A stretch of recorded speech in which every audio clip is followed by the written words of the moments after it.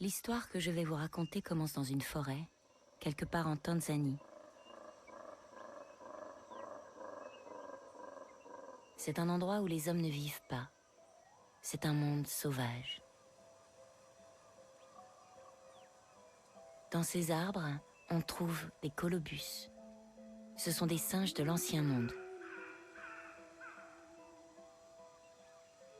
À l'aurore, on entend les colobus mâles rugir. Ce cri marque leur autorité sur un territoire. Les colobus vivent en clans, chacun dans une partie de la forêt. Cette règle de vie doit être respectée. Pourtant, Colobus n'est pas un guerrier. C'est un animal à l'ordinaire paisible qui protège juste sa famille.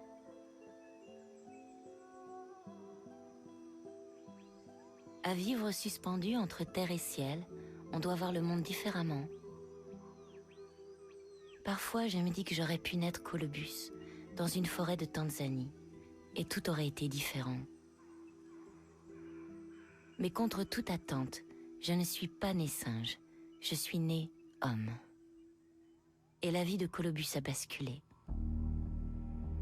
C'était il y a longtemps.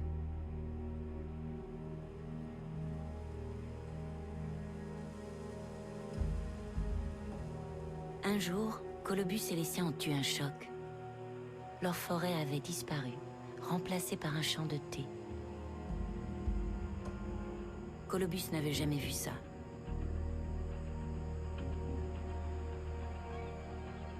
Ce que Colobus n'avait jamais vu non plus, c'était moi. Il n'avait jamais vu d'être humain. Il était perplexe, ou il était curieux. Il m'a regardé cueillir le thé. Ce champ cultivé était à moi. C'était mon territoire. Colobus ne l'avait pas compris. Alors je l'ai capturé.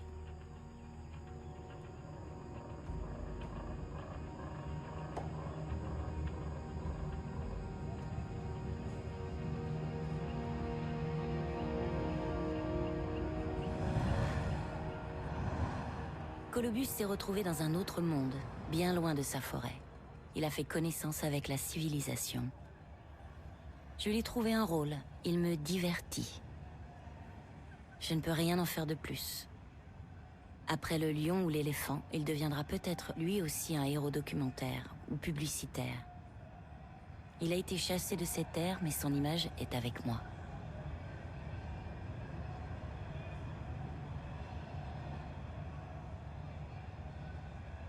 Des milliers d'années de civilisation sont passées. L'existence de ce monde sauvage nous fascine toujours. Comme si la nature était quelque part en nous, malgré le progrès. Cette fascination pour le monde vivant ne date pas d'hier. Elle remonte à l'origine même de l'humanité. Il y a 36 000 ans, sur les murs des grottes, les hommes préhistoriques peignaient des bisons, des lions, des chevaux sauvages. Ils en avaient peur, ils vivaient soumis à la nature.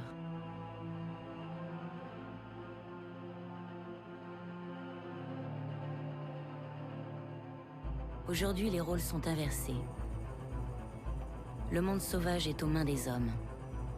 Sous la marche de la civilisation, la nature a reculé. On tolère son existence. Les animaux sauvages sont devenus des réfugiés sur Terre. Ils ont soif, faim et peur. Ils n'auront bientôt nulle part où aller. Ils disparaissent les uns après les autres. On les remplace par tout un monde domestique qui nourrit, qui sert. Un monde utile aux hommes. En 500 générations, soit à peine 10 000 ans, tout a été domestiqué, ou presque. L'agriculture a changé le visage de la Terre. Désormais, c'est autour de la génétique et de la chimie. 4 milliards d'années d'évolution avaient forgé la vie sur Terre. Progrès, épuisement, climat. En quelques centaines d'années seulement, l'espèce humaine a tout bouleversé. À ce rythme, à quoi ressemblera notre monde demain? Il est encore temps de réouvrir les yeux sur ce qui nous entoure. Voici l'histoire d'un voyage pour renouer avec notre Terre.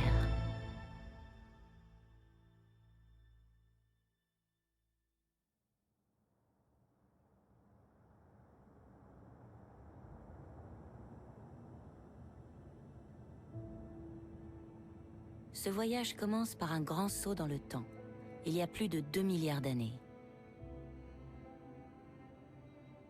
L'histoire s'est effacée, mais il reste un sanctuaire, caché au cœur de la forêt amazonienne, entre le Venezuela, le Brésil et le Guyana. C'est un tepui, un plateau de grès baigné par les pluies tropicales, une des plus anciennes masses rocheuses connues sur Terre. On l'appelle Roraima.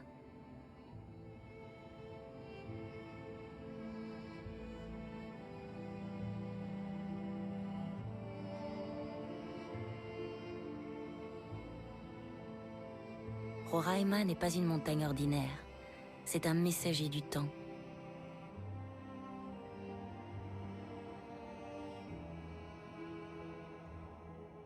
L'histoire de la vie sur Terre est à l'abri dans cette forteresse naturelle, à l'abri des mélanges d'espèces, des pollutions et des hommes.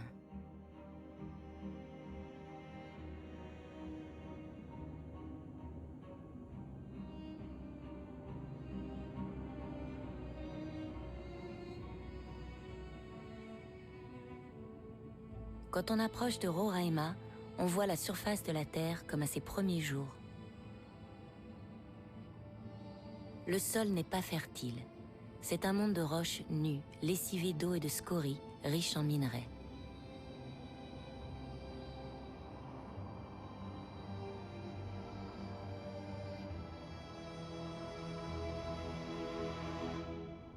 On imagine mal comment la vie a pu s'épanouir dans un monde aussi rude. Il faut s'approcher et observer attentivement pour comprendre. Sur ce plateau, on distingue une mince pellicule de vie très ancienne. Ce sont des lichens, des organismes nains, à moitié plantes, à moitié champignons. Les lichens sont des pionniers. Ils sont tenaces, endurants. Ils peuvent vivre en autarcie, sans racines dans le sol, se nourrissent de rien si ce n'est de carbone qui flotte dans l'air. Avec ce carbone, du soleil et de l'eau, les lichens ont produit un matelas pour la vie.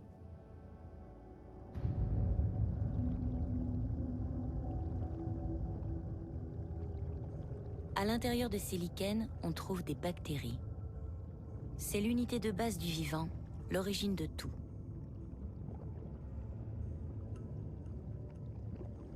Elles sont minuscules. Aujourd'hui encore, elles produisent toutes les fonctions vitales, contiennent tous les codes génétiques du vivant. Elles habitent tous les milieux, cohabitent dans tous les corps, y compris mon corps. Mais à ce stade de l'histoire, ces bactéries colonisent surtout les algues vertes que l'on trouve dans les lichens. Ces algues sont de véritables boules d'énergie. Elles transforment le carbone avec la lumière du soleil. Ce qui est particulier dans le lichen, c'est ce qui suit. Les algues n'utilisent pas cette énergie. Elles le donnent à un champignon, un fungus, qui en retour va nourrir l'algue. De cette union, sur une terre désolée, la vie va exploser.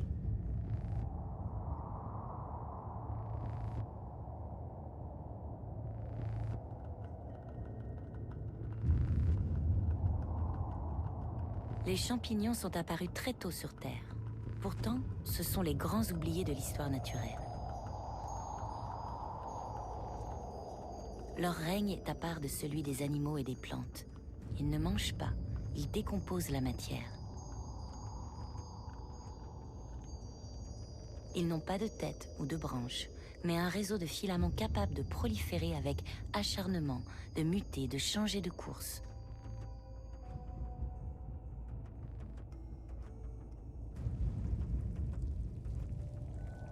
Ils s'appellent Cladosporium, Penicillium.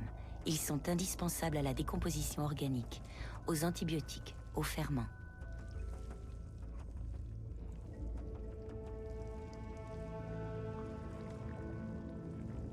Leur force, c'est leur endurance. Avec leurs réserves, ils résistent aux sécheresses, respirent n'importe quel gaz, vivent presque n'importe où, s'accrochent à n'importe quoi.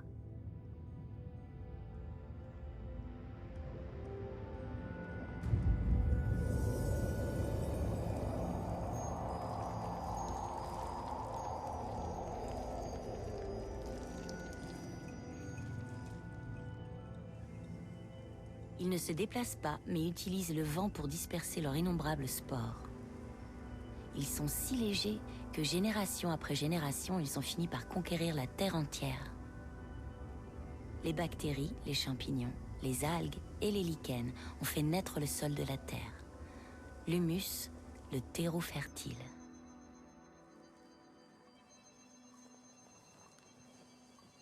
De nos jours, le sol contient un réseau infini de ces minuscules champignons. On ne les voit pas, mais ils sont bien là. Ils vivent en symbiose avec les racines des plantes.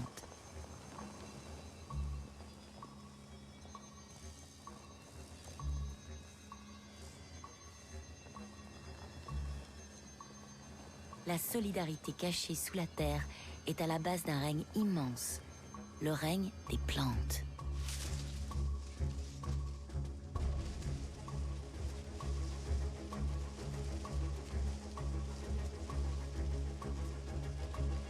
Dehors, la vie ne rampe plus, elle prend de la hauteur. C'est la course vers la lumière. Tous les moyens sont bons pour dépasser son voisin ou utiliser sa présence en s'enroulant sur lui.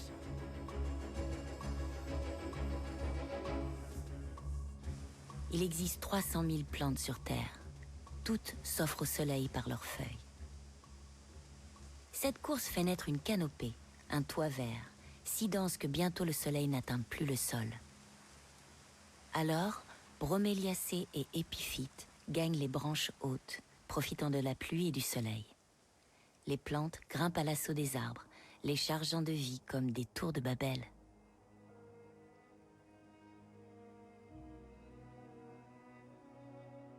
Un quart de la diversité mondiale se trouve dans les forêts primaires. En Amazonie, on recense 16 000 espèces différentes d'arbres. C'est un nuage de vie en suspension à plus de 40 mètres de hauteur, percé de grands arbres, sorte de géants maladroits que leurs racines peinent à tenir droit. La forêt primaire est une merveille de la nature.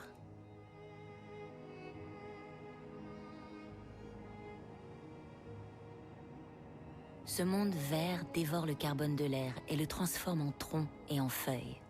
En retour, il produit de l'oxygène.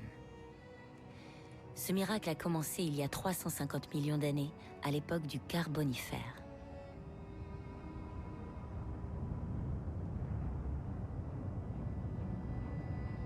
Par cette photosynthèse, la vie a influé sur le climat jusqu'à en faire un monde à part dans la galaxie du Soleil. La Terre est devenue une planète vivante. Rien, pourtant, dans ses origines ne permettait de le prévoir.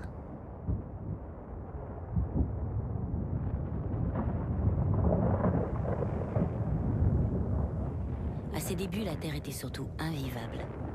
Un monde de braise et de feu.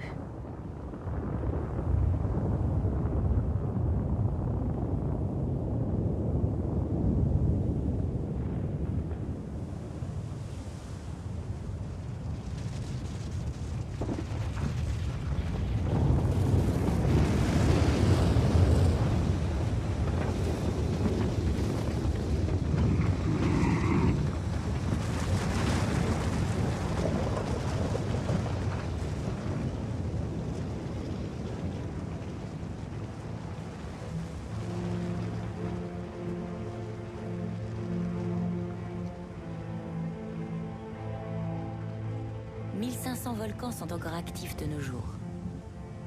Mais à peine une centaine atteint le stade d'une éruption comme celle du Bardarbunga en Islande.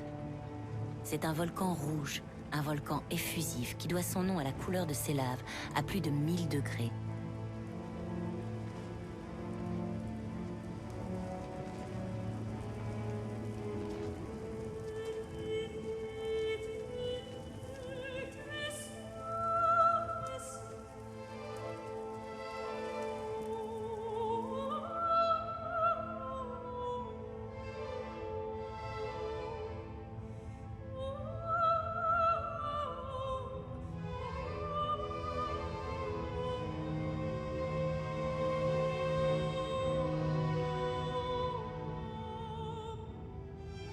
Les volcans soufflent toujours le chaud et leurs gaz carboniques chargent encore l'atmosphère de la planète.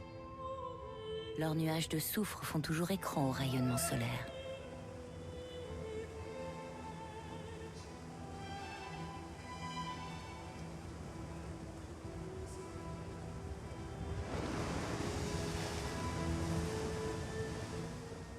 cours des temps géologiques, la Terre a connu de terribles extinctions liées aux volcans. La vie s'est effondrée, brûlée, asphyxiée. Mais chaque fois, elle a résisté.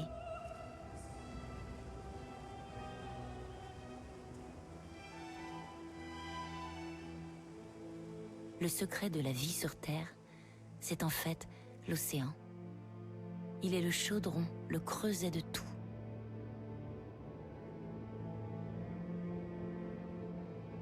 De près ou de loin, tout ce qui vit provient de l'eau.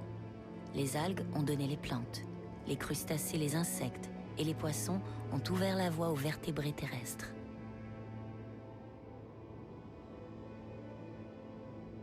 L'ancêtre lointain des hommes, quant à lui, devait ressembler à un de ces iguanes marins dont les derniers habitent les Galapagos.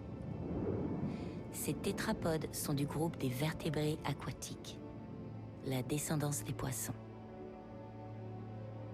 Tétrapode veut dire 4 pattes. Elles auraient servi à pagayer et un jour à marcher.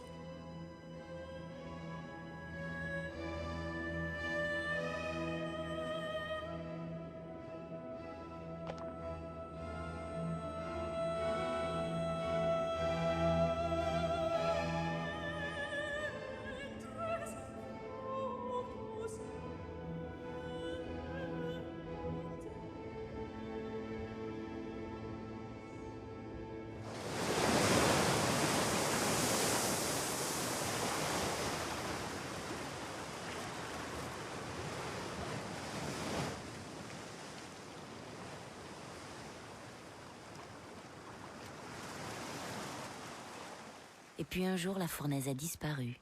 Les pluies n'étaient plus acides. Le climat était tempéré, l'atmosphère chargée en oxygène. Les iguanes des Galapagos profitent de la chaleur du soleil. Ils perpétuent le chemin des animaux marins qui ont appris à respirer hors de l'eau. Chaque génération voyait ses organes évoluer. Certains ont gardé des branchies et des poumons à la fois. Cette mutation annonçait l'ère suivante, la conquête des terres.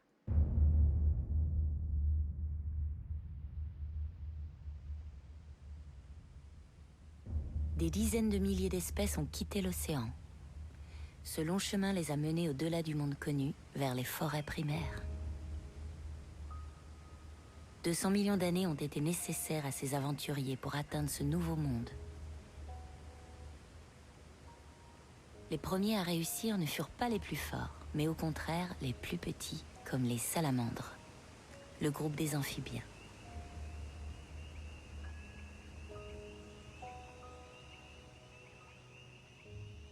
Les grenouilles sont issues de cette famille.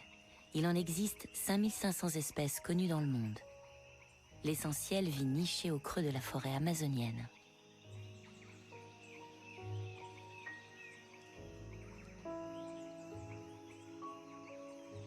La grenouille waterfall est petite. Sa taille est celle d'un timbre-poste. Ses ventouses aux pattes lui permettent de coller aux feuilles des arbres.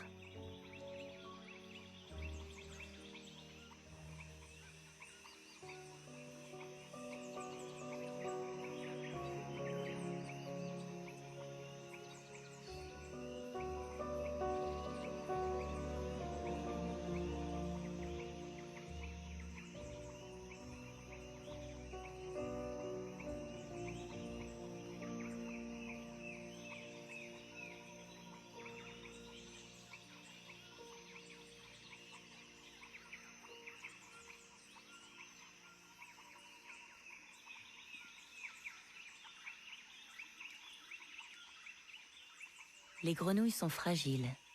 Leur peau absorbe tout. Elle contient des substances vitales, des poisons et même des anesthésiants naturels. Elles sont de formidables héritières de l'évolution des espèces.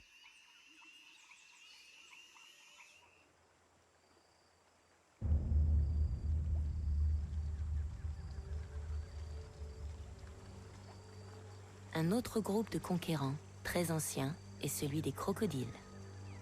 Ils ont la peau dure et de terribles mâchoires. Mais en réalité, ils ne sont pas si forts que ça. Ces animaux dépendent du milieu qui les entoure. Tout changement de température les épuise vite. Cette modération a conduit les crocos à vivre patients.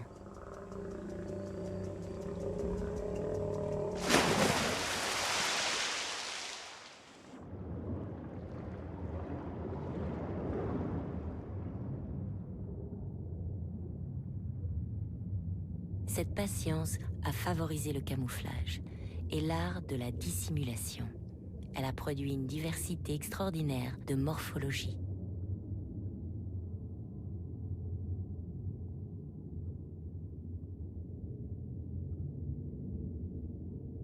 La tortue matamata vit dans les zones inondées de l'Amazonie. Elle est capable de retenir sa respiration de nombreuses heures, dissimulée en feuilles.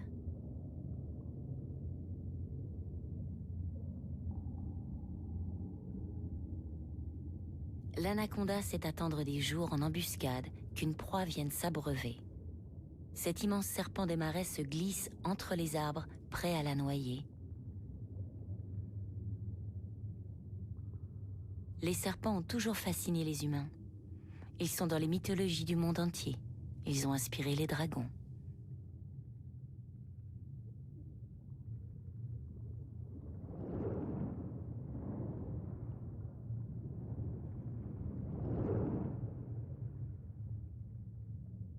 En Amazonie, ce marécage ne dure jamais longtemps.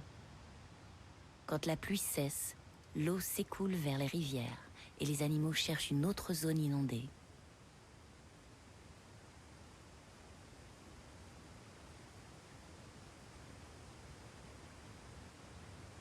On dit que la forêt appelle la pluie, une pluie torrentielle, parfois même un véritable déluge qui donne ces fleuves immenses. Sans les arbres, les chutes d'eau d'Iguaçu au Brésil n'existeraient pas.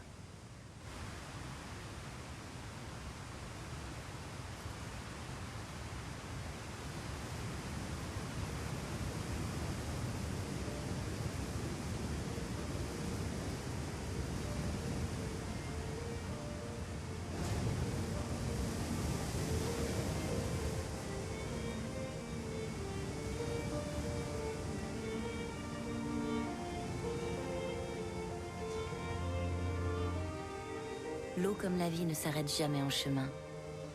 Combien d'espèces sont apparues? Combien ont changé le cours du vivant? Il faut plonger au cœur d'Iguaçu pour découvrir une merveille de cette histoire de la vie.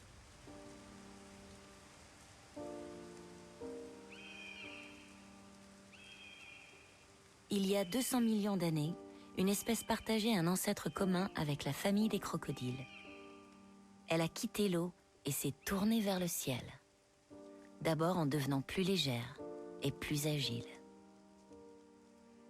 Sans doute les premiers se contentaient de progresser par bonds, les derniers ont fait le grand saut.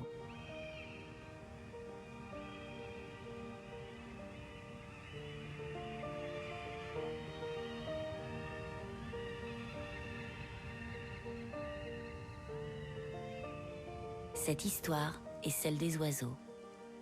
Voler permettait de vivre dans un monde nouveau, comme les martinets à tête grise qui nichent au cœur de la chute d'Iguaçu pour se protéger de leurs prédateurs.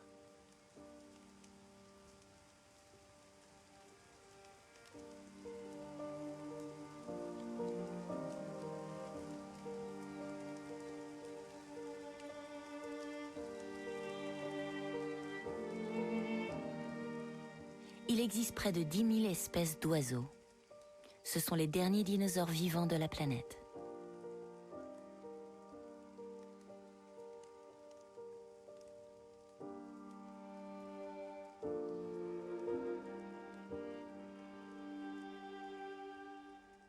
La forêt est une mémoire de toutes les expériences de la vie sur Terre. C'est un livre à ciel ouvert où l'on apprend à voler, à ramper ou nager. On y apprend aussi que, contrairement aux apparences, le sol des forêts primaires n'est pas riche, mais souvent pauvre et acide. Certaines plantes sont donc carnivores, à l'image de la drosera.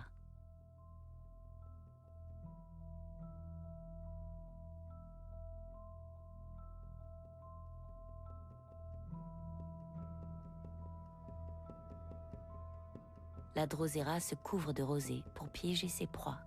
C'est une ruse. Les insectes sont attirés par son odeur et même son aspect.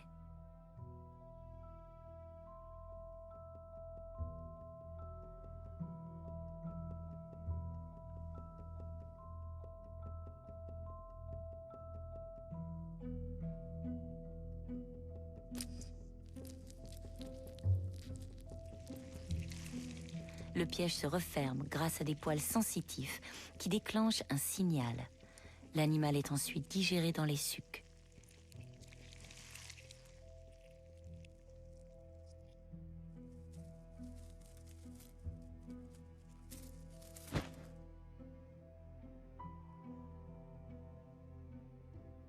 La Dionée attrape-mouche prend entre 2 et 3 semaines pour digérer une proie.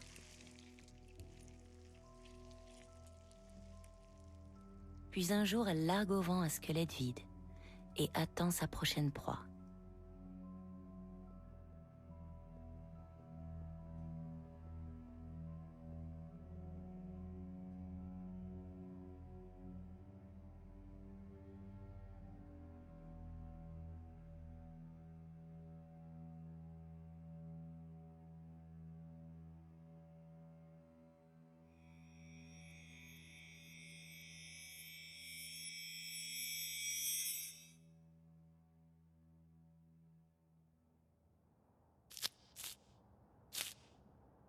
Mais pour se reproduire, il fallait une autre ruse aux plantes.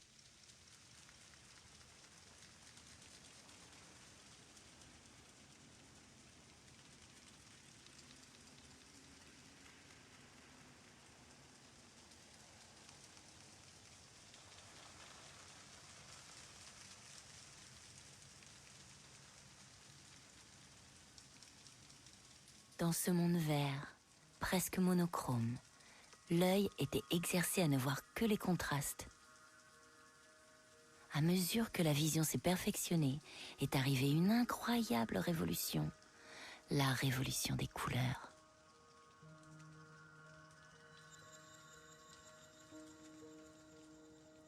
Les plantes avaient besoin d'entrer en contact les unes avec les autres pour leur reproduction. Comment faire quand on est enraciné ? Certaines plantes ont mis au point une stratégie inédite, la séduction. Les plantes se sont parées de couleurs vives. Elles ont émis des odeurs et des saveurs. Ainsi est née la fleur. Les fleurs avaient la tâche d'attirer ceux qui volent, rampent ou marchent, bref, de manipuler les butineurs pour les employer à leur insu. C'est la pollinisation. L'insecte, en butinant, déplace le pollen entre fleurs mâles et femelles. Et le tour est joué. Le vivant tirait parti une fois encore de l'alliance entre espèces. Mais plus encore que le papillon, la plus belle histoire d'amour entre une plante et un animal est sans doute celle du colibri. Cet oiseau se nourrit exclusivement de nectar des fleurs. Son bec, sa langue sont adaptés pour fouiller les pétales. Il existe plus de 300 espèces différentes de colibris, chacune adaptée à une forme de fleur.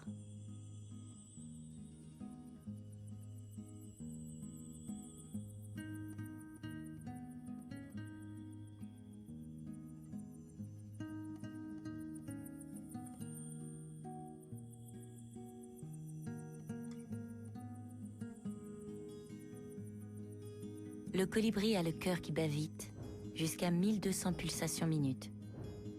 Tout vient du nectar de la fleur, si riche en énergie qu'il leur donne des performances uniques. Cet oiseau est un champion du mouvement, mais il ne faut pas s'y tromper, c'est la fleur qui commande.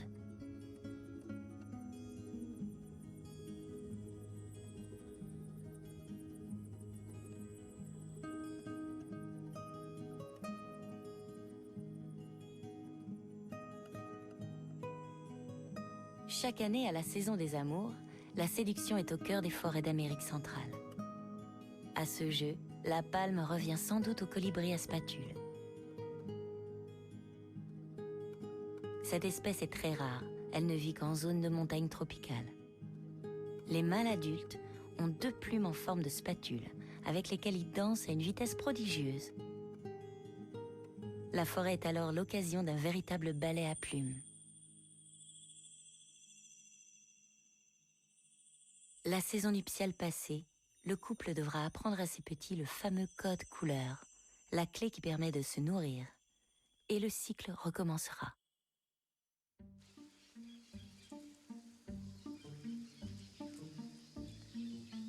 Ce que nous apprend la forêt, c'est finalement que la coopération entre vivants est plus importante qu'il n'y paraît.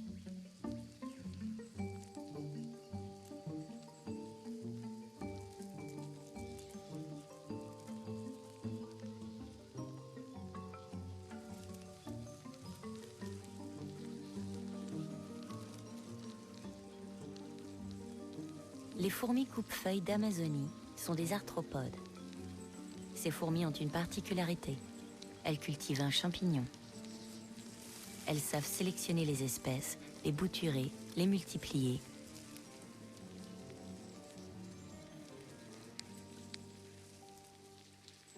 Elles se nourrissent de ce champignon, ce qui leur permet de disposer toute l'année d'une réserve, même lorsque la saison est défavorable.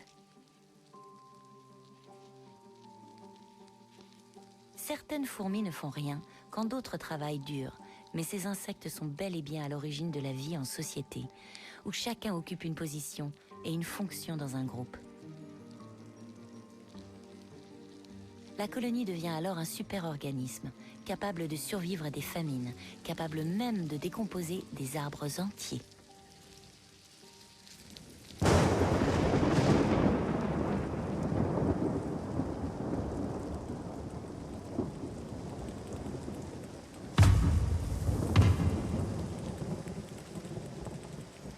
La naissance de ces sociétés d'animaux était un tournant.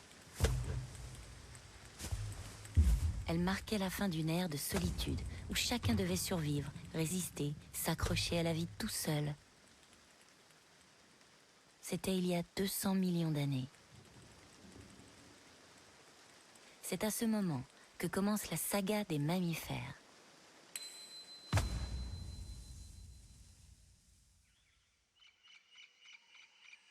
Cette famille, c'est la nôtre, celle des humains.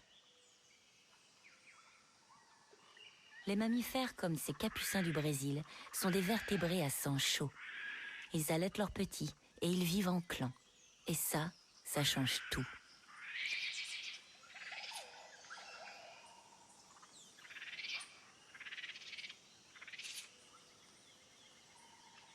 La vie de famille offre plein de perspectives inattendues, d'entraide et de jeu.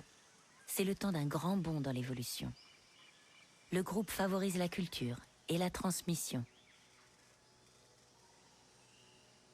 L'ingéniosité et la curiosité mènent à l'invention des premiers outils.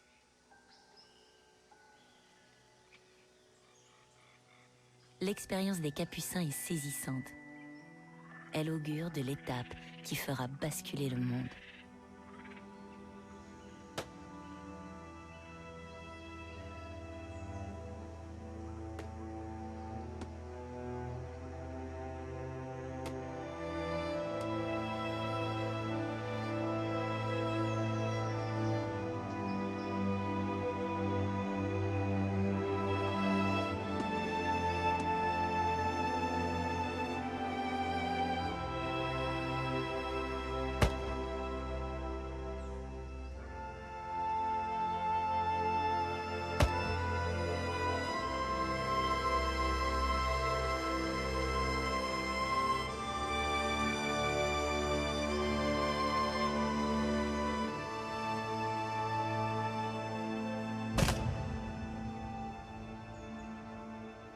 C'est bientôt le temps de l'homme. Il lui faudra 2 millions d'années pour se dresser, s'organiser. Comme le Capucin, il utilisera lui aussi la pierre, les outils. Une nouvelle aventure sur Terre commence. Il faut refermer le grand livre de la jungle et plonger dans le noir.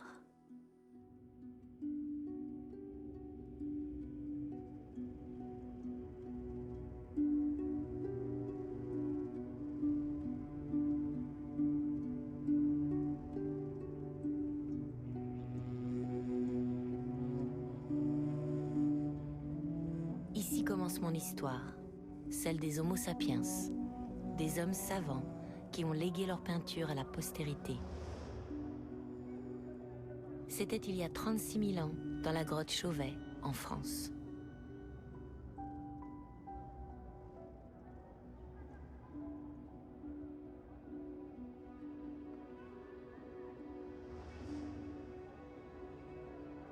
Homo sapiens doit sa survie à son esprit. C'est probablement ce pouvoir qui l'avait amené à représenter ce qui l'entourait.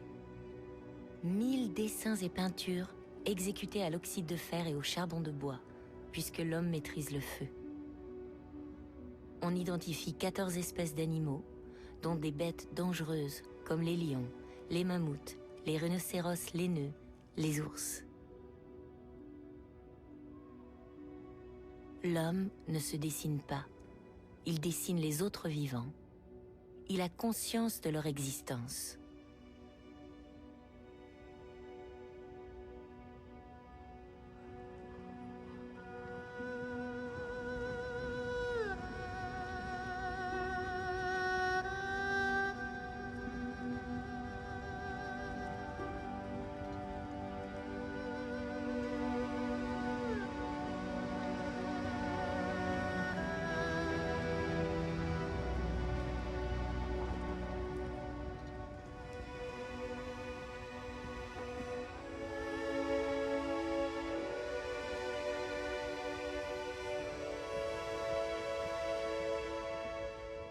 Homo sapiens s'est sans doute posé beaucoup de questions sans réponse.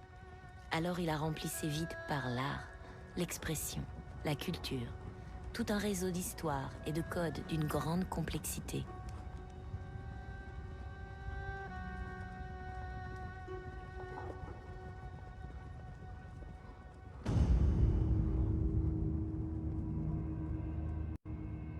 Plus tard, grâce à cette conscience, l'homme imaginera la domestication, l'agriculture et l'élevage. Mais pour le moment, il doit encore sa survie à la chair animale.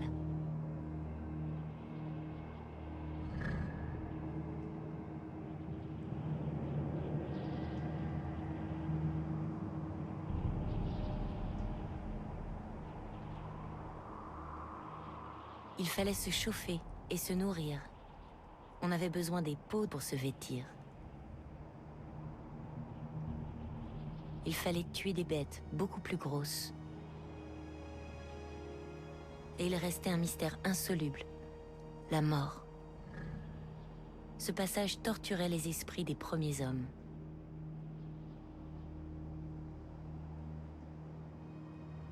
Ainsi sans doute est né le chamanisme, dialogue entre l'être humain et les esprits de la nature.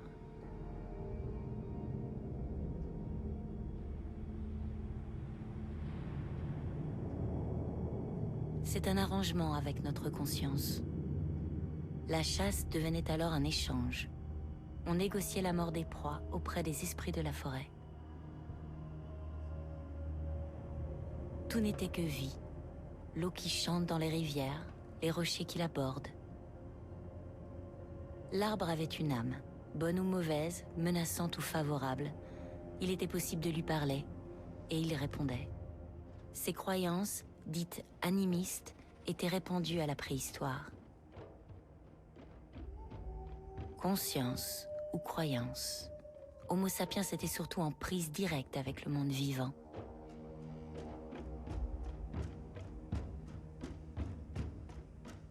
Très tôt, l'homme a coopéré avec des animaux pour chasser, en particulier avec le loup gris.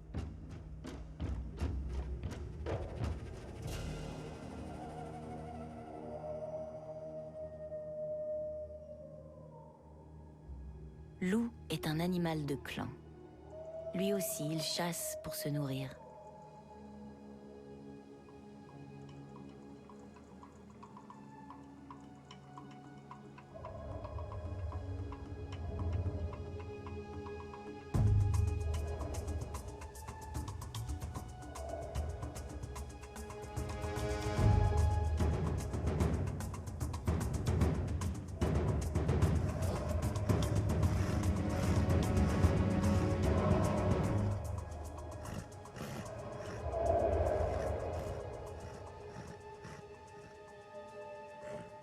Il a fallu s'apprivoiser mutuellement, apprendre à se respecter.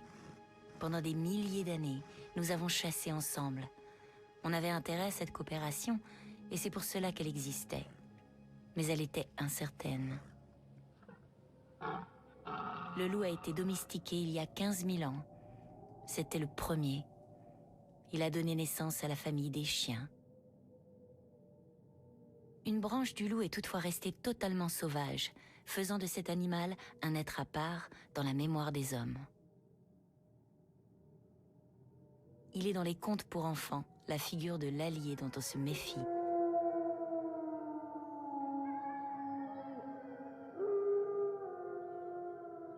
Le loup sauvage est devenu un ennemi. Un autre animal était entré au service de l'homme.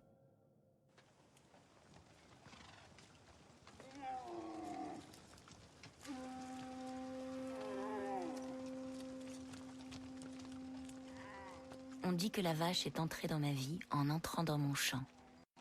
C'était les débuts de la domestication.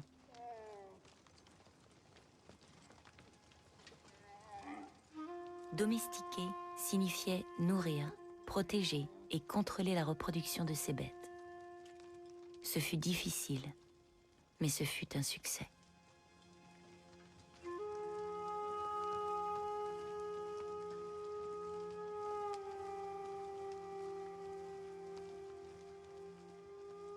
Il existe aujourd'hui plus d'1 milliard de bovins dans le monde, tous descendants d'un petit groupe d'aurochs sauvages, domestiqués au Moyen-Orient. C'était il y a 10 000 ans. Les relations entre l'homme et le monde vivant ont été bouleversées.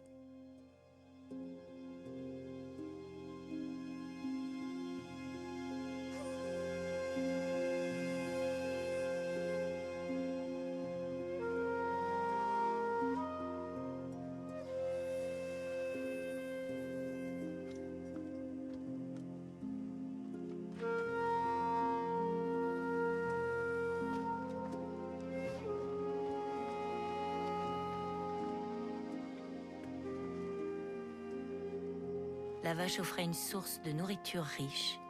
On travaillait son cuir. Et par-dessus tout, on l'utilisait pour le travail des champs. C'était le temps de l'agriculture.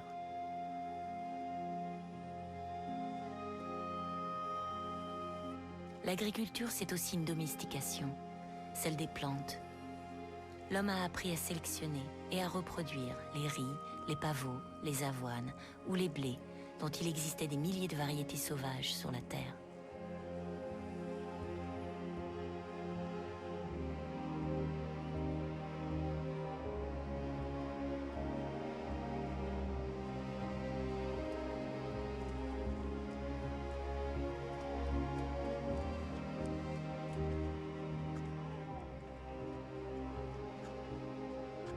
Malgré le progrès technique, les animaux sont toujours là.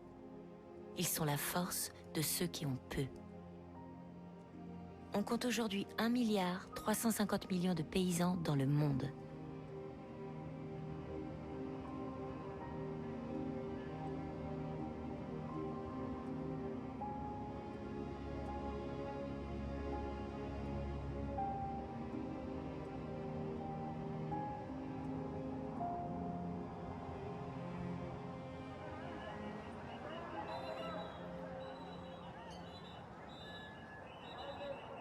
L'homme était l'éleveur, il était le maître aussi.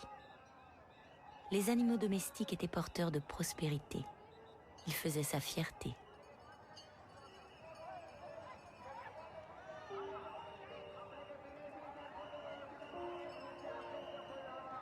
Ils se sont retrouvés projetés au cœur des croyances humaines, car l'homme se devait d'offrir à ses divinités ce qu'il avait de plus précieux. Les animaux sont devenus des offrandes.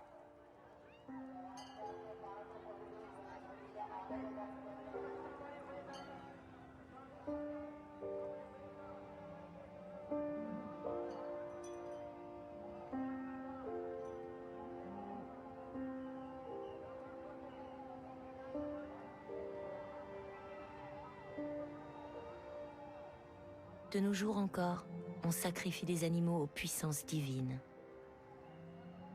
Plusieurs millions d'Indiens et de Népalais font le déplacement dans le petit village de Gadimai, dans la plaine basse du Népal. Ils viennent adresser un vœu à la déesse hindoue de la puissance, la déesse Gadimai. Mais pour que ce vœu soit entendu, il faut offrir une vie aux mauvais génies de façon à les détourner de la déesse.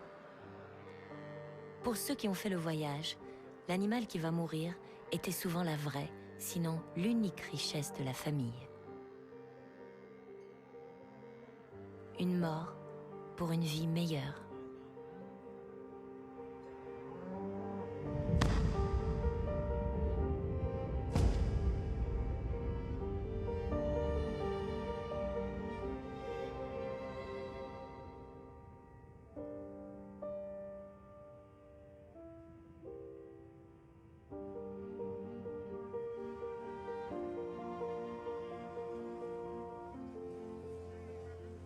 « 200 000 animaux, buffles, mais aussi chèvres, ont été sacrifiés au festival de Gadimai en 2014. C'était le dernier. Le sacrifice n'existera plus. Les opinions publiques indiennes et népalaises ont finalement obtenu son interdiction définitive. Gadimai est un symbole, une image qui heurte. Mais au fond, le faire disparaître ne change rien. J'ai le droit de vie et de mort sur la planète.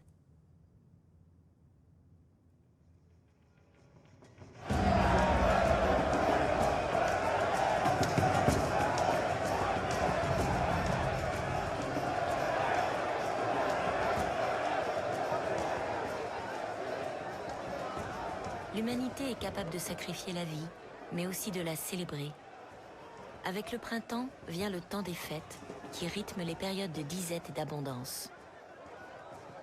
En Inde, chaque année, c'est la fête de la Holi, où l'on prie pour le retour de la terre fertile.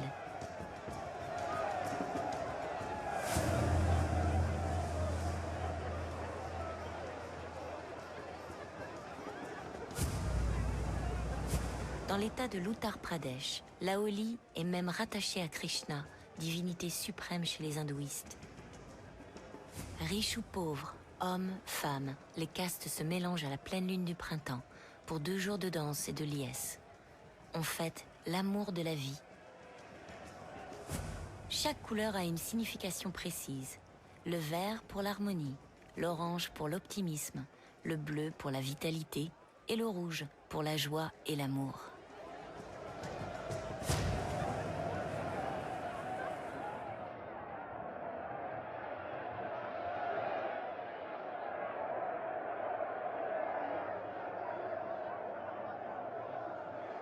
L'esprit des plantes et le chamanisme ont disparu.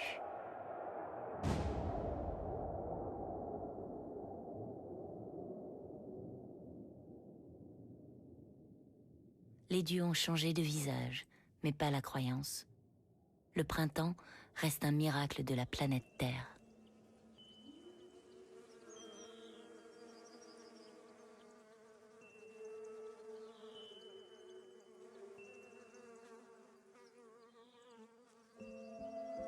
Le printemps, je le dois plutôt à ces abeilles.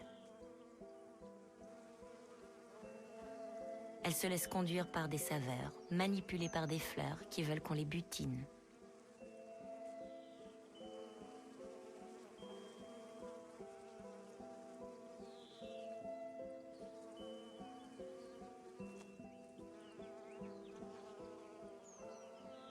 Dans une colonie, les éclaireuses parcourent le terrain et quand elles trouvent les bonnes fleurs, vont répandre la nouvelle aux autres.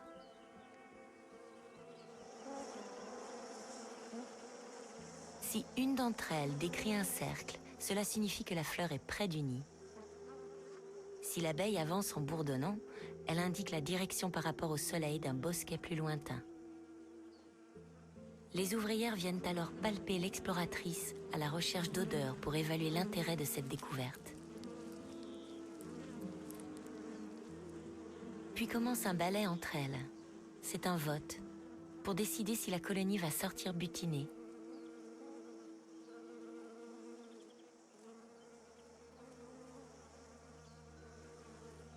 C'est là où j'interviens. Je fournis des fleurs aux abeilles, des millions de fleurs. En échange, elles pollinisent les arbres fruitiers comme ici les amandiers en Californie.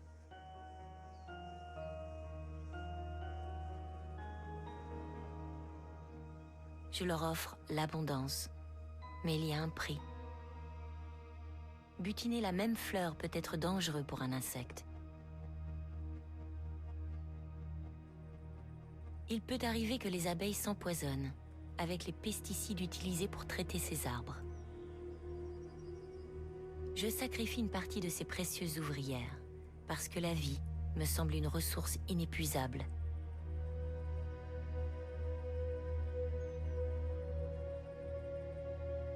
Chaque année, plus de 50 000 ruches sont importées par camion de tous les États-Unis.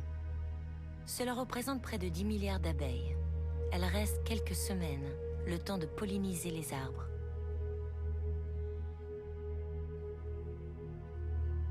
Quatre amandes sur 5 vendues dans le monde sont originaires de l'État de Californie. Ce chef-d'œuvre d'agriculture rationnelle rapporte 15 milliards de dollars par an.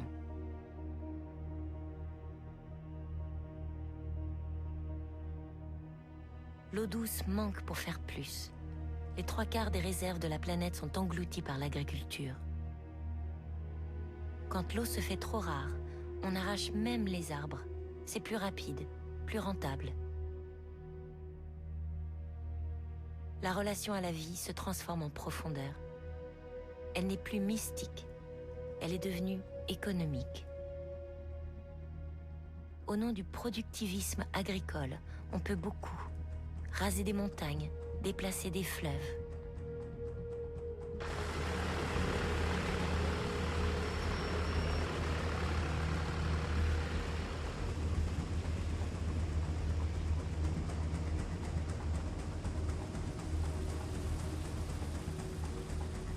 Personne ne voulait brûler la forêt, mais personne ne voulait avoir faim non plus. Les forêts primaires ont pratiquement disparu. Un tiers de la surface mondiale a été aménagée pour l'agriculture.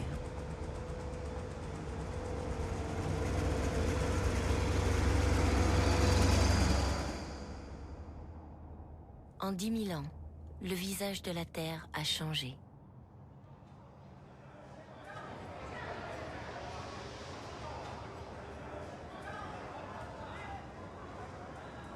Chaque jour, 400 000 humains naissent et 160 000 meurent. Cela fait 240 000 de plus à nourrir sur Terre, chaque jour.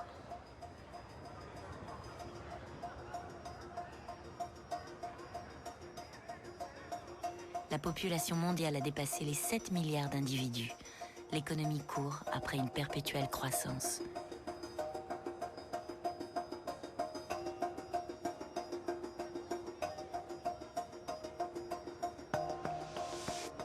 La performance et l'intelligence poussent en avant l'humanité. Éducation, culture, la société humaine est une concentration de cerveau.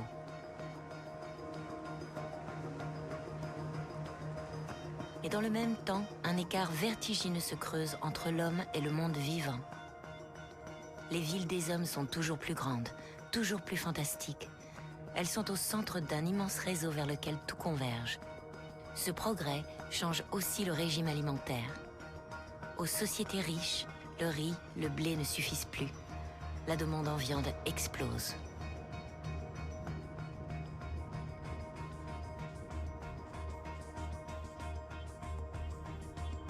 Lancé à pleine vitesse, en pleine croissance, l'élevage est donc à son tour devenu une industrie mondialisée.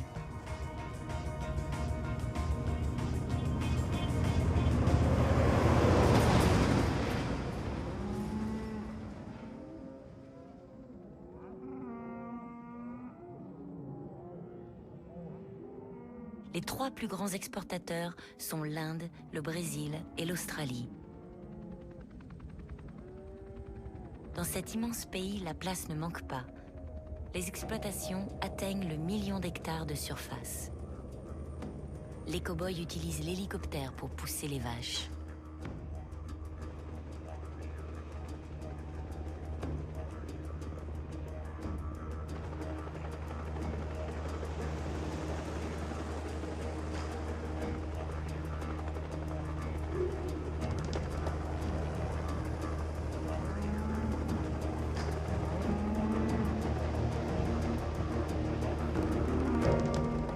Près de Darwin, dans les territoires du Nord, les ranchs possèdent couramment 50 000 têtes. Ces vaches sont sélectionnées pour leur résistance naturelle. Elles sont issues de croisements entre races Brahman et Angus, capables de vivre seules toute l'année.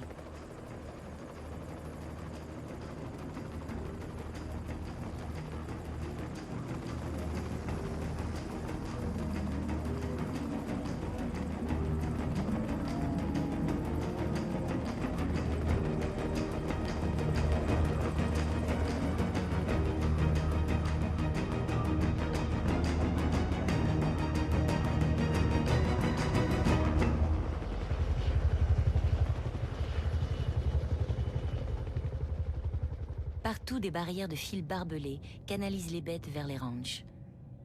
Une fois par an, ces immenses troupeaux sont rassemblés, marqués et inspectés avant d'être vendus à l'exportation pour les marchés d'Asie et d'Europe.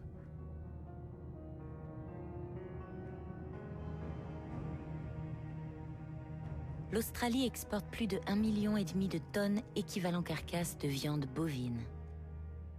On ne compte même plus les animaux, mais leur poids vivant ou débité en morceaux. L'animal est devenu un produit. La vache est un produit.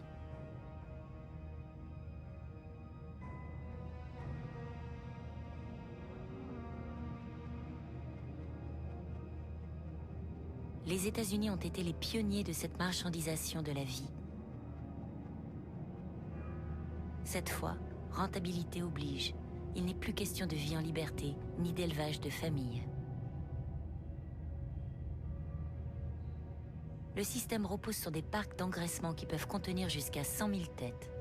Une alimentation sans herbe, à base de maïs et d'hormones de croissance.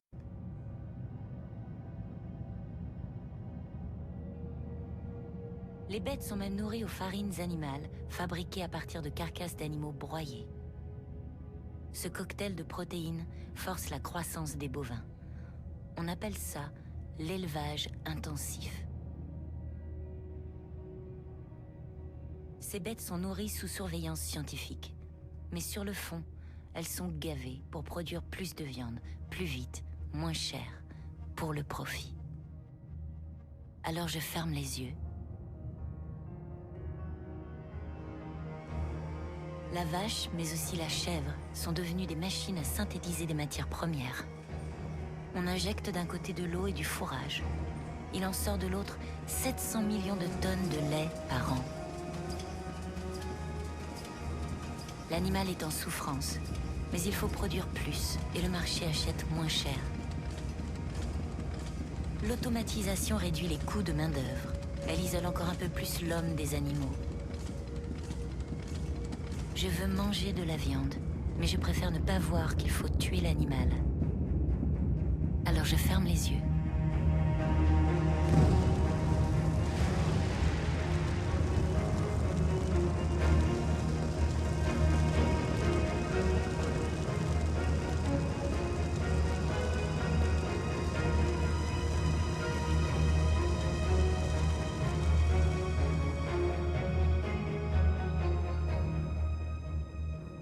Chaque année, l'homme tue et découpe 60 milliards d'animaux. 60 milliards de vies, près de 10 fois la population humaine. En une seule année.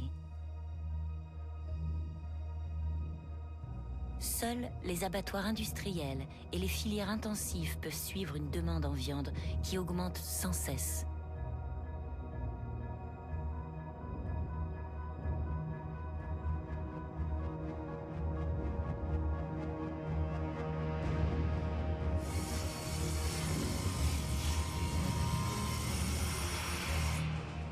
Le travail de la mort est optimisé. C'est une monumentale boucherie. Le travail à la chaîne a été inventé dans les abattoirs à la fin du 19e siècle. Efficace, rationnel, il a été repris dans les usines automobiles. L'industrie alimentaire ne fait que répondre à une demande absurde. Produire toujours plus pour vendre toujours moins cher. Le métier d'abattage est éprouvant. Alors on veille à ne pas trop y penser. Le geste de chaque travailleur est coupé de la séquence qui pourrait lui donner sa signification. On ne donne plus la mort, On presse juste un bouton. On ne coupe pas un cochon, on en détache une pièce. Et au final, on ne mange plus vraiment des animaux. On mange des escalopes, des steaks, des morceaux, des pièces anonymes. Comme si aucune vie n'avait jamais existé.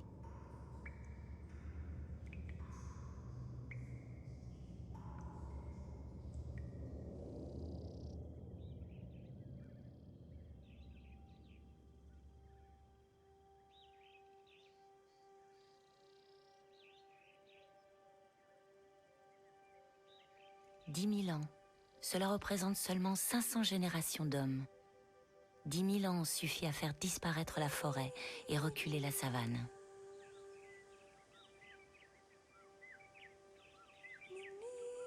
Les espèces sauvages ont été repoussées vers les régions les plus reculées du globe. Dans certains cas, les conflits entre animaux et humains se sont multipliés.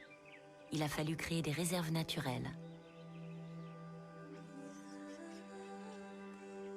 Le Botswana abrite un des plus grands parcs au monde, le delta du fleuve Okavango. C'est un territoire où les hommes sont plus rares que les animaux. La vie y est différente.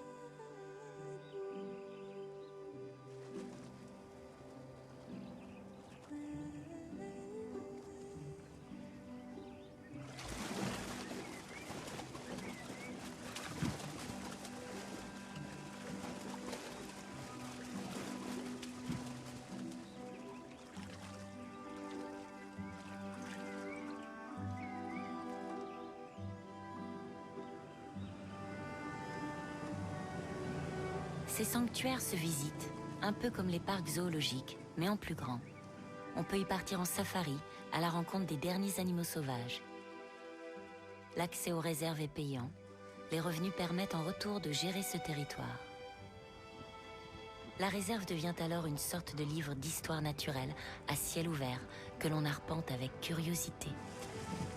Et quel spectacle incroyable! Sur cette terre sans dénivelé, le fleuve se divise en centaines de canaux semés d'îles. Il se perd en méandres qui s'étendent à perte de vue sur 15 000 km². Okavango est un territoire exceptionnel. On se retrouve soudain sur une planète sauvage.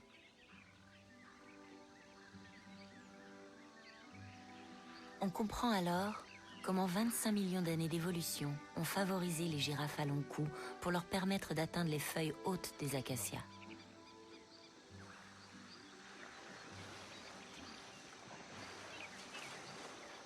On observe à loisir l'éléphant. Cette fois, ce sont les acacias qui dépendent de lui. L'éléphant dissémine leurs graines dans son crottin, assurant la reproduction des arbres sur toute une région.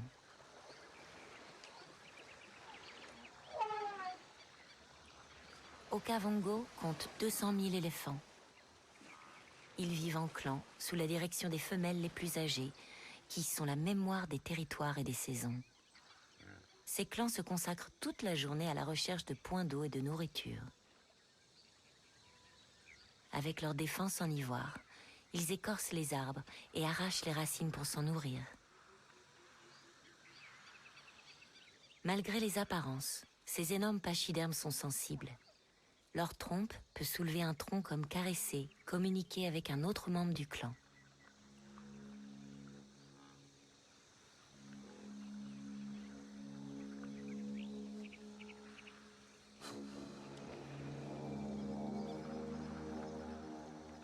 Observer ces animaux sauvages est captivant. Mais ces distractions sont des êtres vivants. Sanctuariser la nature ne règle pas grand-chose. C'est une mesure de précaution pour ne pas précipiter la fin d'un monde. Un monde qui me fascine encore.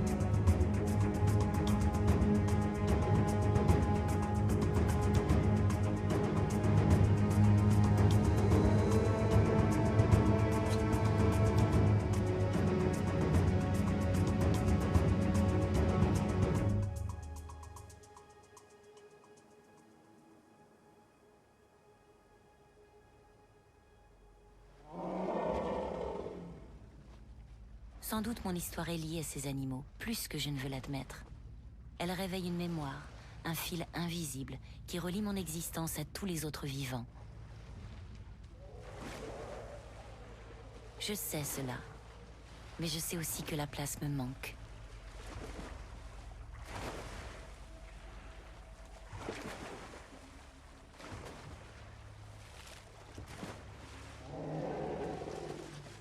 « 200 000 éléphants. Cela représente la moitié de tous les éléphants d'Afrique. Ils sont bien trop nombreux pour le seul territoire d'Okavango. Mais ce delta, c'est tout ce qu'il reste. Alors ces animaux doivent apprendre à vivre comme des réfugiés.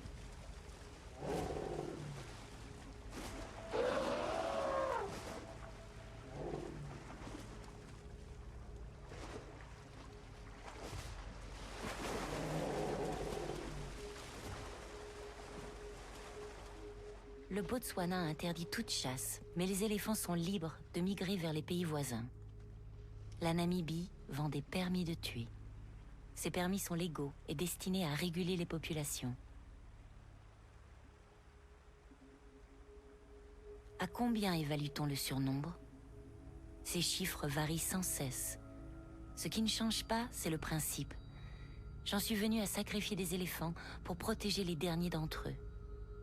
Et le jour où l'hippopotame ou l'éléphant rapporteront moins que la terre qu'ils occupent, que se passera-t-il?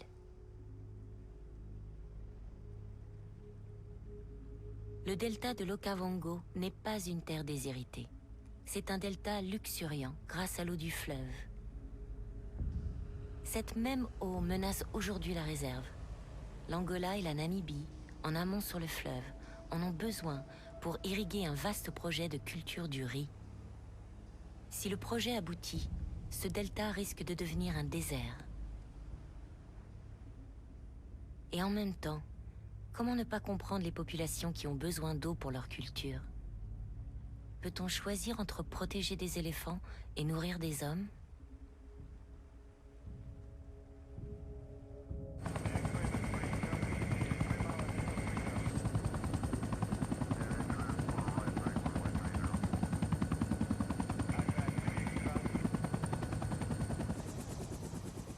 À mesure que l'échéance approche, on tente de préserver les derniers de ces animaux. Les réserves d'Afrique du Sud sont le dernier refuge des rhinocéros de la planète. Certaines réserves sont trop petites pour les accueillir ou fermes. Alors, il faut déplacer les animaux vers de nouveaux centres d'accueil. Un puissant sédatif immobilise les muscles du rhino. Il faut occulter ses yeux, étouffer ses oreilles. Ce géant pourrait mourir d'une crise cardiaque s'il réalisait qu'il va voler.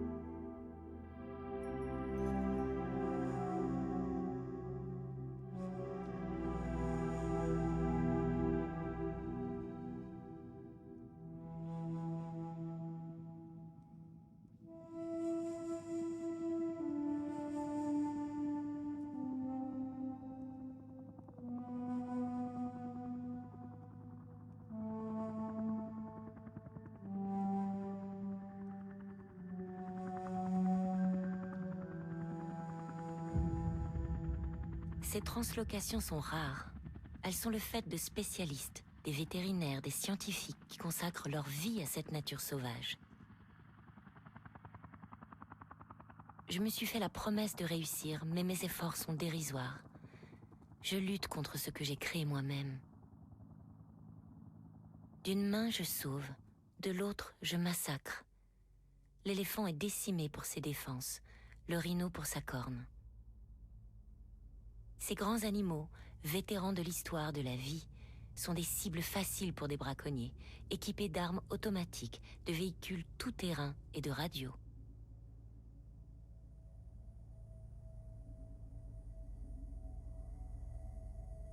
Il ne reste plus que 20 000 rhinocéros dans le monde, pour la plupart en Afrique. L'espèce est protégée, on la croyait sauvée. Mais en 2014, en une seule année, 1500 sont tombés sous les balles des trafiquants. Réduite en poudre, la corne de rhinocéros sert dans les médecines traditionnelles d'Asie. La demande est telle que les cours flambent. À 50 000 € par kilo, la corne de rhino vaut désormais plus cher que l'or. Moins il y aura d'éléphants, plus l'ivoire se vendra cher. Plus je tue, plus je gagne. Je spécule sur la rareté de la vie. La chasse de loisirs rapporte 200 millions de dollars par an en Afrique. Elle est organisée au nom de la régulation des espèces. Mais au fond, on tue pour le sport, pour la triste gloire des trophées. Tant que l'animal sauvage n'est pas reconnu en danger, il peut être tué et sa dépouille exhibée. À Denver, un entrepôt fédéral conserve les saisies d'animaux sur le territoire des États-Unis. Des milliers de bibelots, vêtements, accessoires, médicaments arrachés à un monde vivant. C'est un inventaire triste qui raconte la possession, la cruauté, la domination. 30 000 ans après Chauvet, Denver est une nouvelle grotte. Mais cette fois, ces murs me racontent une immense folie, la mienne.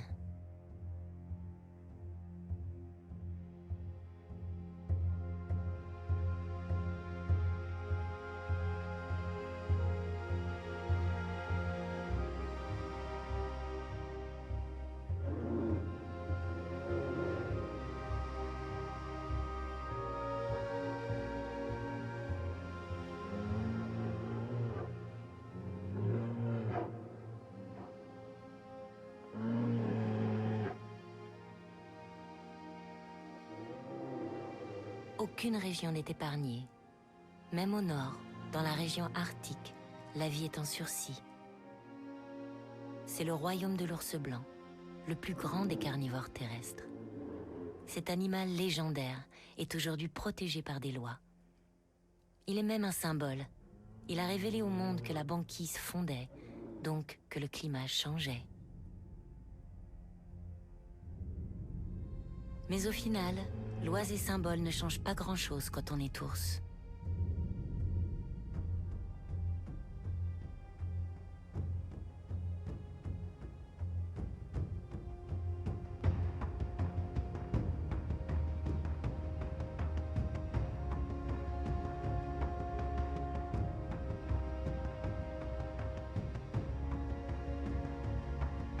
Lois et symboles ne protègent pas plus la vie des hommes.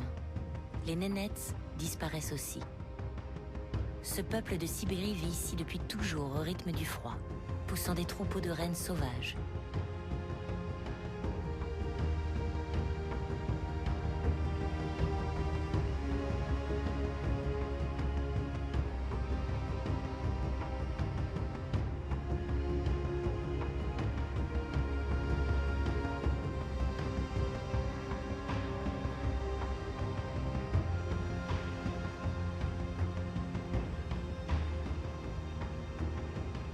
La nature est pour eux comme un langage.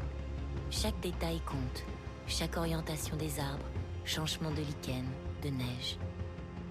Chaque année, ils migrent vers le nord en été et le sud en hiver, parcourant la péninsule de Yamal, la terre de leurs ancêtres.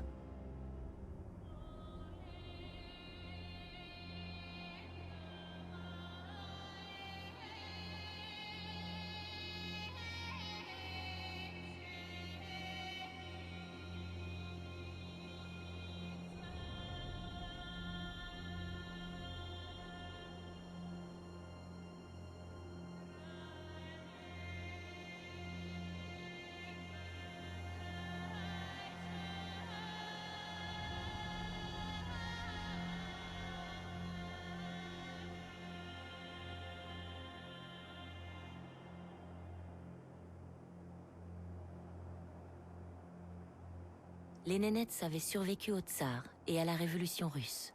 Cette fois, l'impensable se dresse devant eux, le changement du climat tout entier.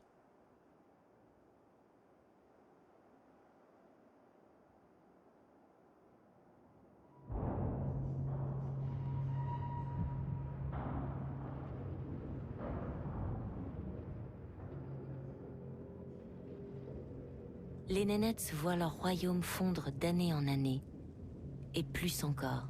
Ce qui les rattrape, c'est la civilisation industrielle.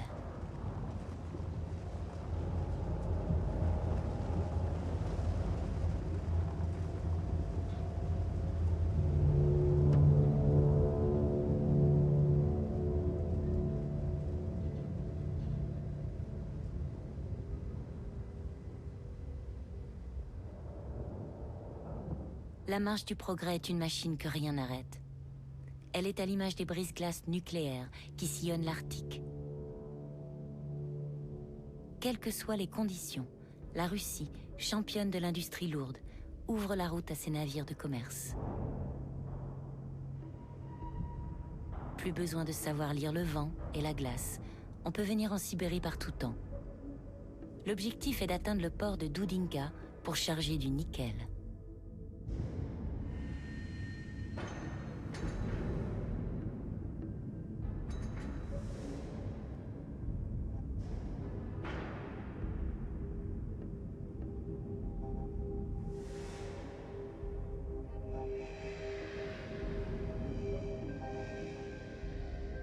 Ce minerai est rare sur Terre. Il sort ici de l'une des plus grandes mines au monde, doublée d'un combinat métallurgique, la mine de Norilsk. Le nickel est utilisé pour fabriquer des alliages. Il sert à toute la métallurgie. Il entre même dans la composition des pièces de monnaie.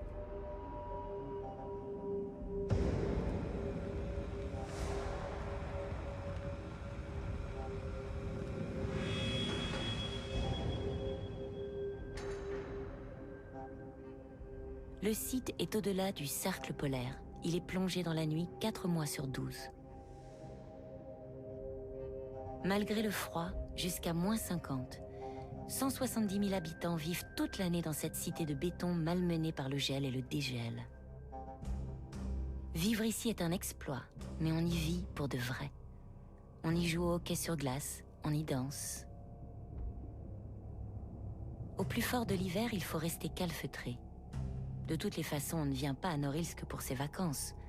On y vient servir une mine.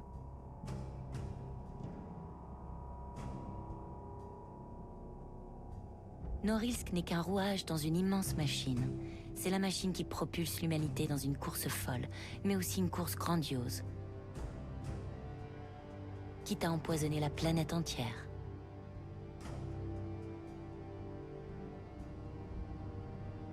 Ici, le matin, ce n'est plus le soleil que l'on regarde, mais la direction des fumées pour savoir quel quartier sera toxique. Chaque année, le site injecte dans l'atmosphère 2 millions de tonnes de gaz, essentiellement du carbone et du soufre.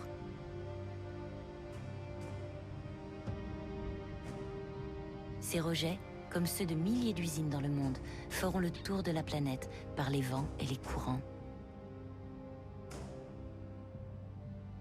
50 000 molécules de synthèse ont été fabriquées en un siècle. Elles n'existaient pas avant l'homme. Aujourd'hui, cette chimie envahit la Terre entière.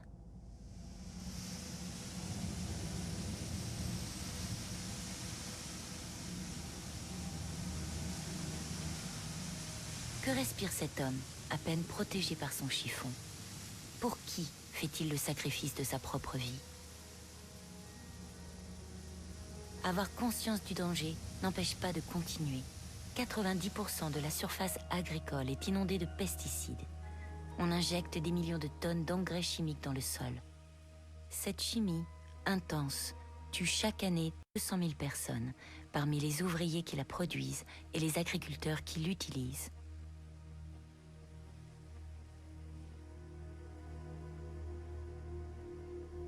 Les polluants sont partout, dans les tissus vivants des plantes et des animaux, et maintenant des humains.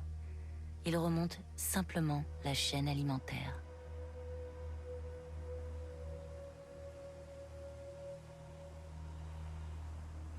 Désormais, un Européen sur deux a dans le sang des molécules de synthèse qui proviennent des herbicides. Plus d'un tiers de la surface cultivée de la planète a été dégradée et les terres ont dû être abandonnées.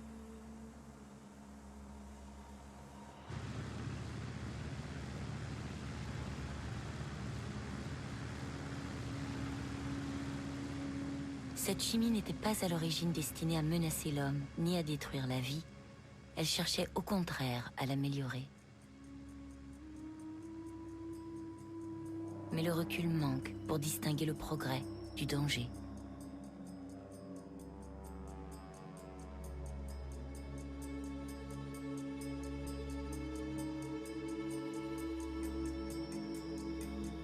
Après la chimie, les espoirs se fondent sur la génétique. Le rêve est là, à portée de main.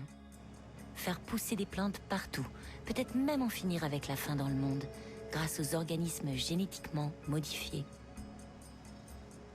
Avec les OGM, on ne domestique plus les espèces, on entre dans leur fonction vitale pour les modifier. Le coton a ainsi été corrigé pour pouvoir diffuser son propre insecticide, le maïs pour résister aux papillons qui le dévorent, le soja pour supporter les doses d'herbicides plus élevées. On se demanderait presque pourquoi ces plantes n'en étaient pas capables naturellement.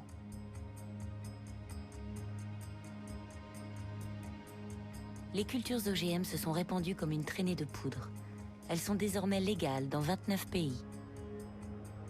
Le doute existe quant à leur danger pour la santé. Pourtant, le monde entier mange OGM sans le savoir.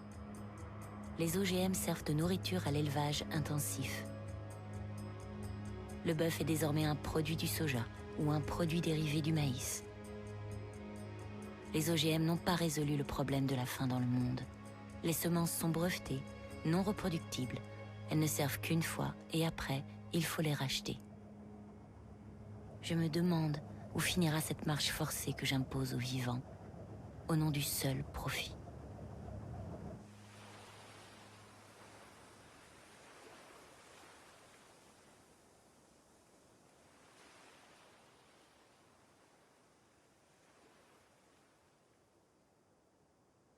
Quand je regarde le Bangladesh, je me dis que le chaos n'est pas si loin.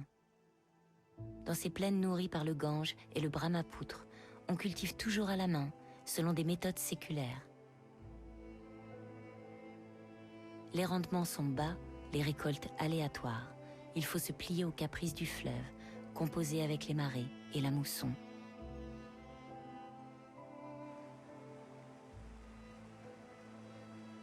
La terre se déplace au gré des courants. Les cailloux et les rochers sont rares. Sans cesse, il faut reconstruire les digues, migrer vers de nouveaux îlots de sable pour installer maisons et écoles. On vit de peu, de pêche et d'agriculture de subsistance. Tout vient du fleuve.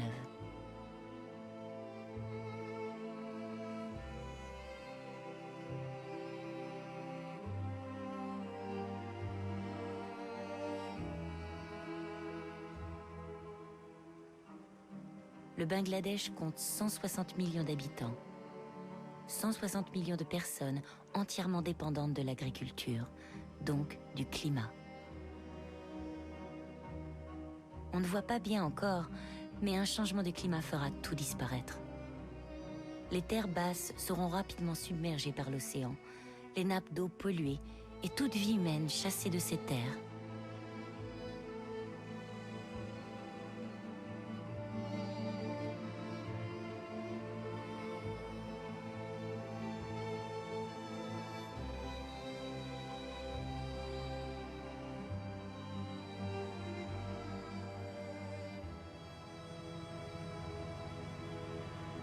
Tout ce qui a été construit ici est éphémère. Dhaka, la capitale du pays, atteint une des plus fortes densités au monde, plus de 40 000 habitants par kilomètre carré. Bâtie au ras de l'eau, elle est en sursis, exposée à tout changement climatique. Les terres agricoles du Bangladesh reculent, grignotées par l'érosion et salées par l'océan. Comme partout ailleurs, les paysans qui n'ont plus de terre partent en ville en quête d'un travail dans un atelier ou une usine textile qui fournissent le monde entier. Le Bangladesh est pris lui aussi dans les rouages de cette planète devenue industrielle et qui provoque ce dérèglement climatique.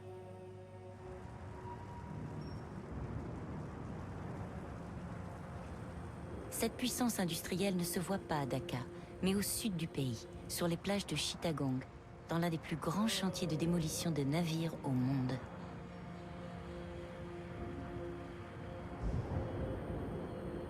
Chittagong est une vision. On dirait la mondialisation échouée. Ces cargos, ces tankers, battent pavillon de toutes les nations. Ils servaient le commerce international. Devenus inutiles, ils semblent abandonnés.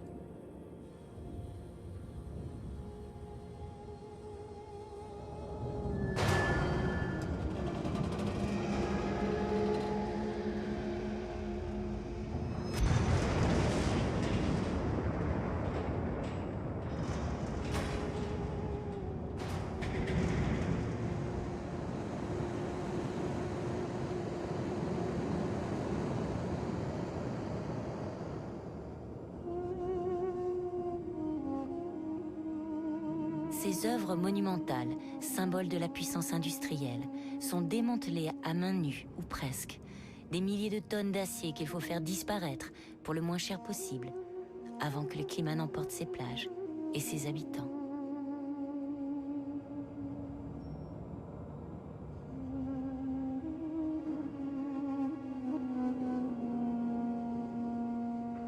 Comment des humanités aussi différentes coexistent sur Terre?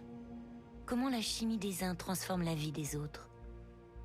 Comment on a faim ici et pas là-bas?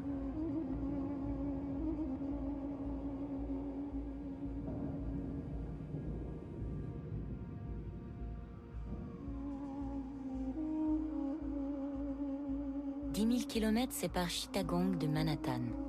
Mais sans doute un cargo échoué là-bas a été affrété ici par un bureau d'armateur.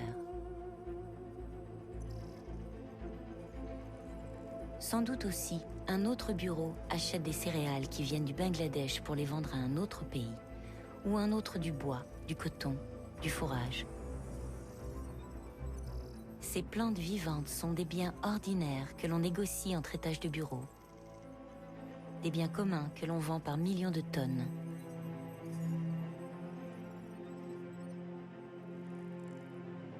Dans un autre building, on pratique peut-être le commerce de la terre agricole. Cédé par millions d'hectares avec ses lichens, ses racines et tous ses vivants invisibles. Mais un téléphone ici, dans cette ville, peut aussi ordonner la protection d'une forêt ou la sauvegarde d'une espèce. Un bureau travaille sans doute déjà, ici, à éviter la faim dans le monde.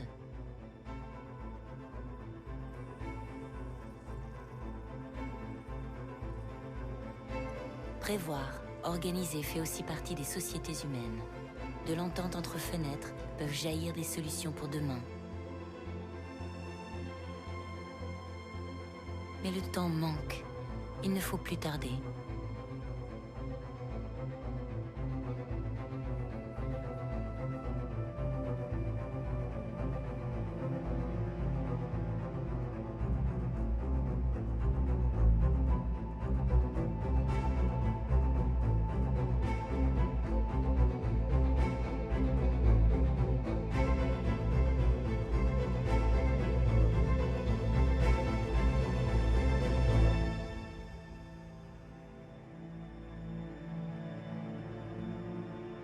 En 40 ans, la moitié des animaux sauvages a disparu. On estime que 60 000 espèces de plantes n'existeront plus d'ici 2050. Et il y a des facteurs imprévus. Comment peut-on protéger les dernières antilopes saïga quand la moitié de l'espèce s'éteint en moins d'un mois après un coup de chaud? Pourra-t-on enrayer la disparition des derniers lions du continent africain, frappés de maladies nouvelles, jusque-là inconnues? Le rythme est 100 fois plus rapide que le taux naturel. Les facteurs se combinent. Si on ajoute la pression du climat, tout est réuni pour déclencher une extinction massive des espèces. Comment ne pas craindre qu'après les animaux, les plantes, les autres vivants, le prochain sur la liste ne soit pas l'homme lui-même? Alors cette fois, nous fermerons les yeux pour de bon.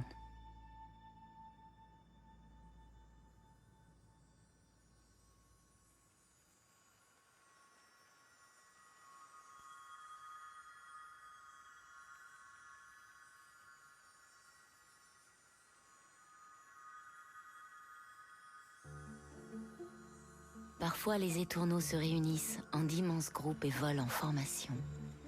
C'est à l'image de la vie sur Terre, un chef-d'œuvre de création, de beauté et d'harmonie.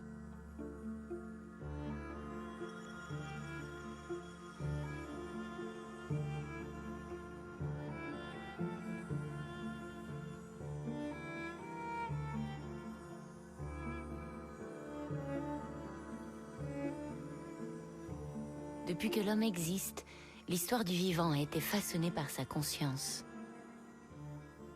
Considérer à nouveau la vie qui nous entoure, renouer avec l'attention, le respect de l'autre vivant, peut changer beaucoup de choses encore.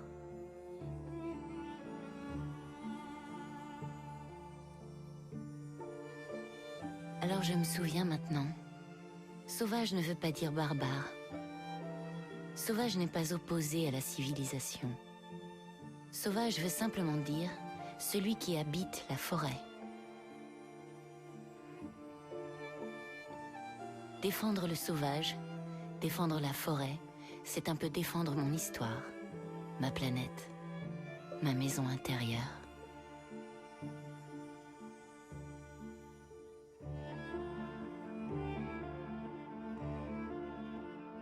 Plus j'observe ce monde sauvage, plus je comprends. Il est ce repère qui manque à mon chemin. Seule aux prises avec ma civilisation, j'ai réussi à vaincre la faim, j'ai protégé les miens. Mais cette course me perd aujourd'hui. Alors si je réapprends à vivre en harmonie avec cette vie sauvage maintenant, je redeviendrai humain, pour moi, pour les miens. Et c'est ma propre espèce que je protégerai. Cet amour de l'autre vivant est quelque part enfoui en moi. C'est lui qui parle encore à mon âme d'enfant. C'est lui qui me serre le cœur quand je ressens le vide de la mort. Alors laissez-moi ouvrir les yeux sur le monde et le regarder avec respect. All around me are familiar faces, worn out places, worn out faces.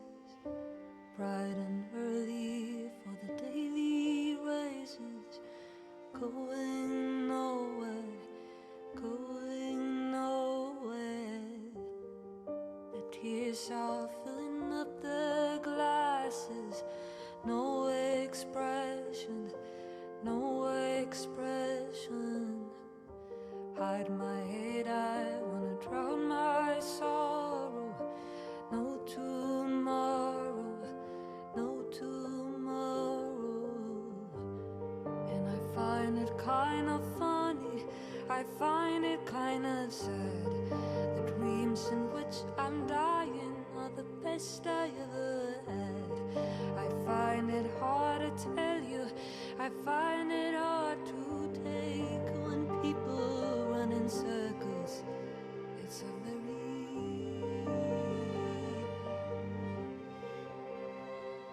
mad world.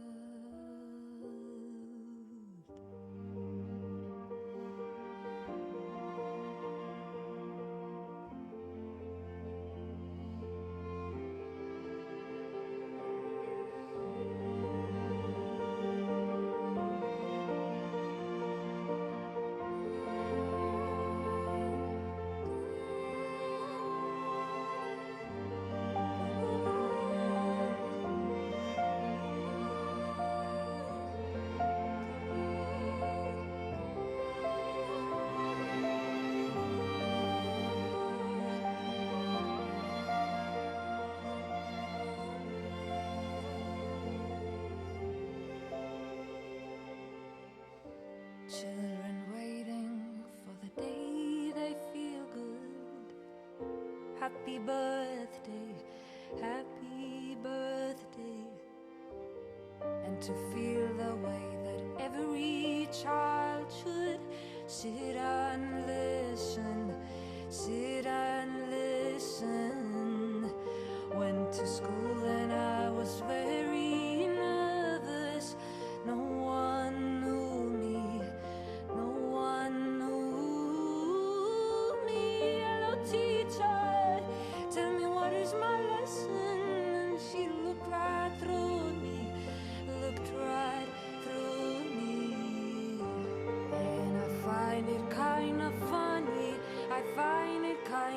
sad. The dreams in which I'm dying are the best I ever had. I find it hard to tell you, I find it hard to take when people